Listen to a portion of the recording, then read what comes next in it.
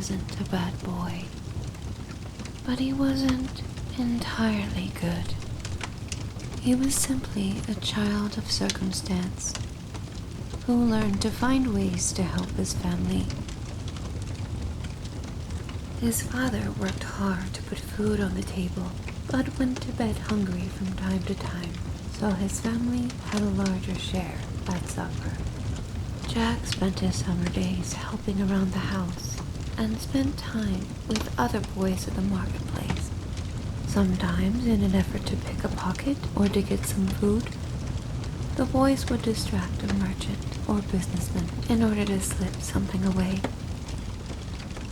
Jack didn't like to steal, but sometimes desperate times called for desperate measures. Jack's father was a fisherman his entire life, like his father before him and his father before him. Since Jack was a small child, he'd heard stories about all kinds of sea creatures, but the fishermen mostly spoke of the Merrow, a beautiful green-haired mermaid who could walk the land in disguise and could only return to the water with a magical hat. His mother worked hard to keep the house clean and to keep what little things they had in the best condition possible.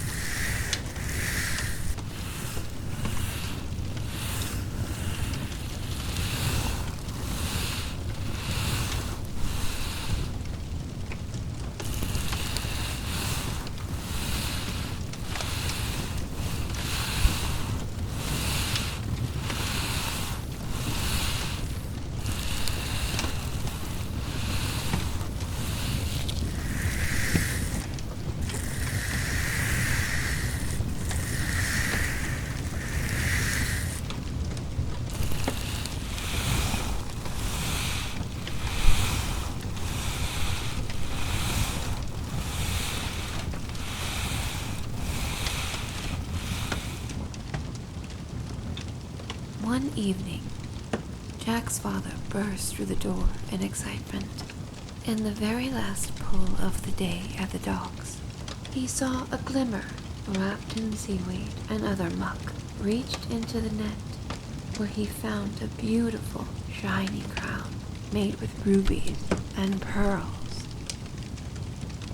Several men at the dock tried to grab it, but he snatched it away and ran home as fast as he could. The next morning, the village mayor came knocking at the door. He said he had been looking for the treasure and offered the family a reward in exchange. Jack's father handed it over and received a small fortune.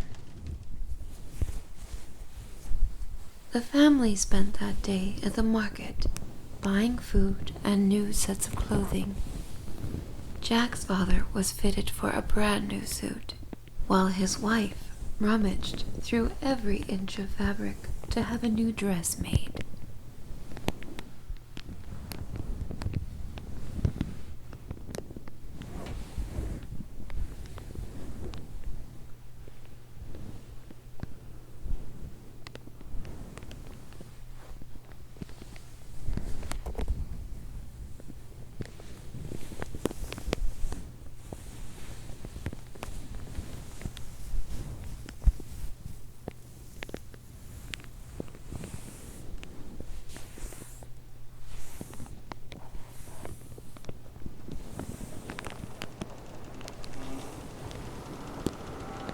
In the afternoon, Jack set off to meet with his friends by the docks and promised his mother he would be home by supper.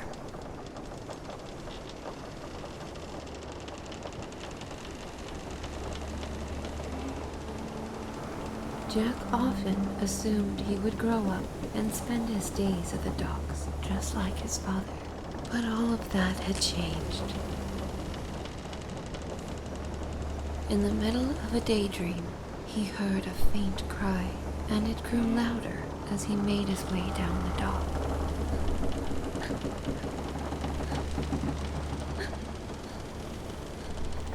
Behind a wooden crate by the fishery sat a woman alone. She had pale green skin and moss-colored hair. She was dressed in old rags and dirt covered her skin.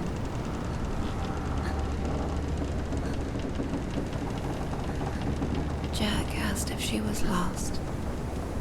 "I am lost to the land," she said, "and cannot return until I find my crown." Jack's eyes widened. "Are you a Merrow?" he asked. "Yes," she said. "Can you help me?" Jack explained to the Merrow how his father came to find the ruby crown the day before. "I swam too close to the shore," she explained. "I was caught, but I escaped." Jack walked the Merrow back to his house to speak with his father.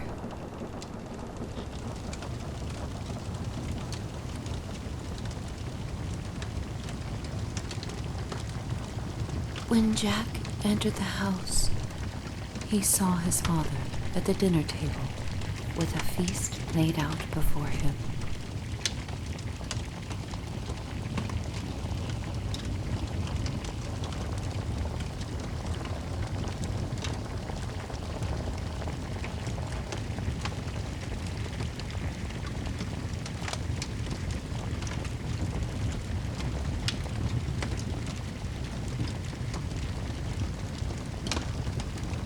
"Thank the heavens that I am able to feed my family," he cried. Jack knew he could never ask his father to return the reward, so he decided he must take the matter into his own hands. When everyone had gone to sleep, Jack and the Merrow set out to find the mayor's house at the top of the hill.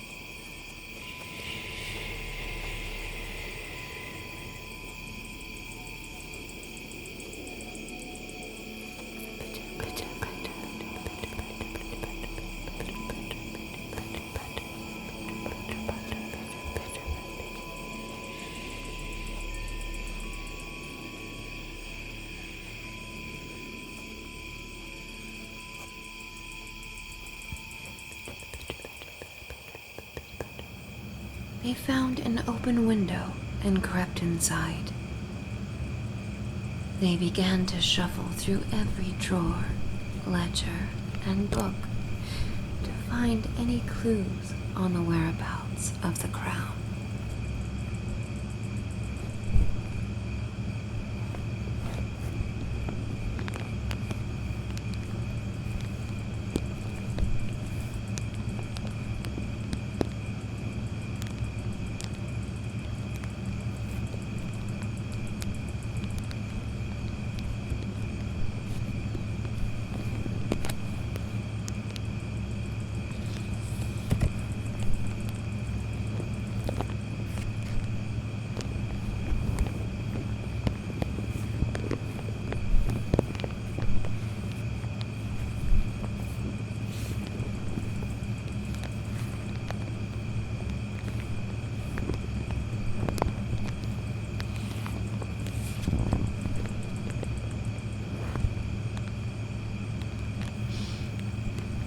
Finally, on a high shelf, Jack spotted a chest and found the crown inside.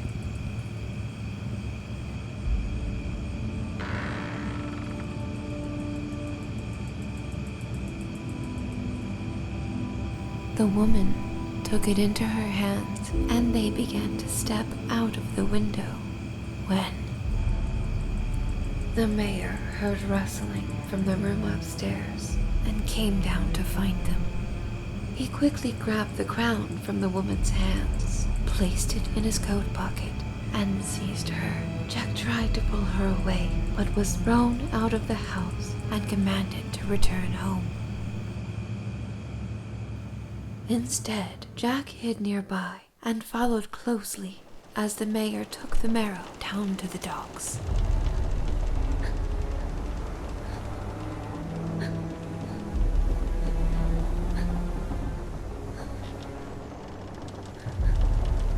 Jack emerged from the shadows to confront the mayor. "This creature belongs to the sea," the mayor said, "but the treasure is mine." And with that, he threw her into the water. Jack kicked and punched at the mayor until he was grabbed by the shoulders and tossed aside. "This crown is the only thing feeding your family, boy," he said, and he reached into his coat pocket. He paused. He checked his other pocket. It was empty.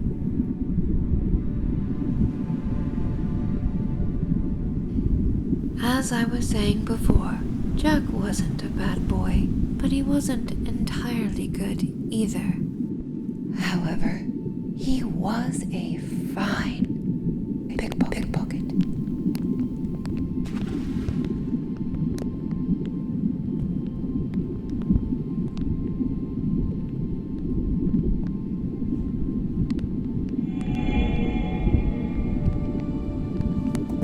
The Merrow returned to her true form and broke away from the chains.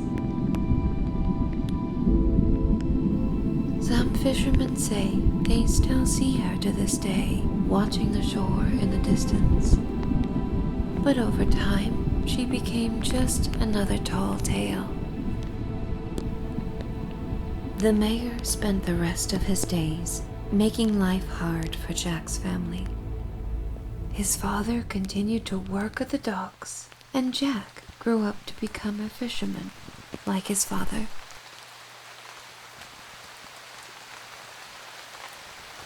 One rainy evening, many years later, Jack heard a knock at the front door.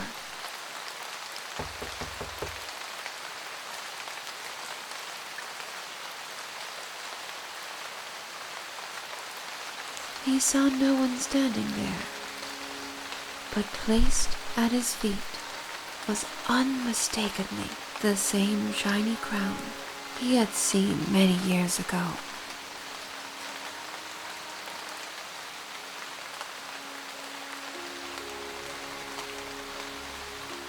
Although Jack had no idea how it came to be in his possession, he was able to provide for his family for generations to come.